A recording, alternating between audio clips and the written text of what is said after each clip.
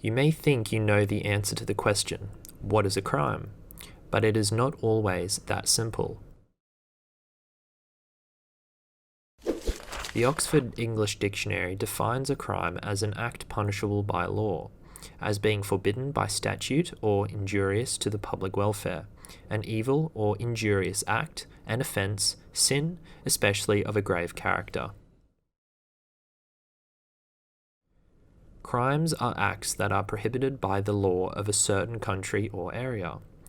But a crime can actually change from place to place and from time to time.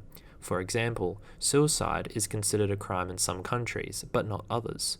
In the UK, homosexuality was considered to be a crime until 1967. We also have to consider the severity of the crime.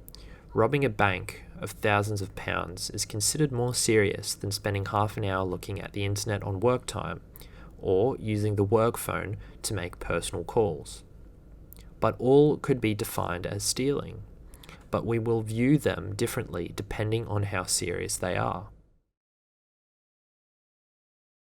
So, there is no single definition of a crime.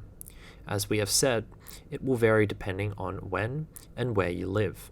How a crime is dealt with will also depend on where you live and how serious the crime is viewed. Crime is, therefore, a social construction. It is created by the society in which we live. There are three main theories that aim to define crime. The consensus view argues that the stability of a society depends on a consensus or agreement by its members on the rules and norms regarding tolerable and intolerable behaviour. This theory argues that an action needs to occur for there to be a crime, example, a physical attack, graffiti, and so on. The conflict view argues that societies are not integrated, and that they are made up of diverse groups of people. These groups are all in conflict with each other, as society is unequal.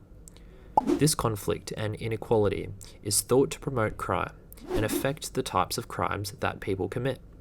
For example, poorer people may commit theft or burglary, whilst middle-class people may commit fraud or white-collar crime. The upper classes may commit crimes such as pollution and environmental damage. Finally, the interactionist view argues that there is no moral right or wrong, but changes in moral standards affect legal standards. For example, killing someone in cold blood may be considered a crime, but killing someone in other situations, such as in self-defense or during wartime, is not considered a crime in the same way. So as we have said, there is no universal definition of crime. It will vary depending on where we live, when we live, the severity of the crime, and also the situation around the crime, such as whether in cold blood or self-defense.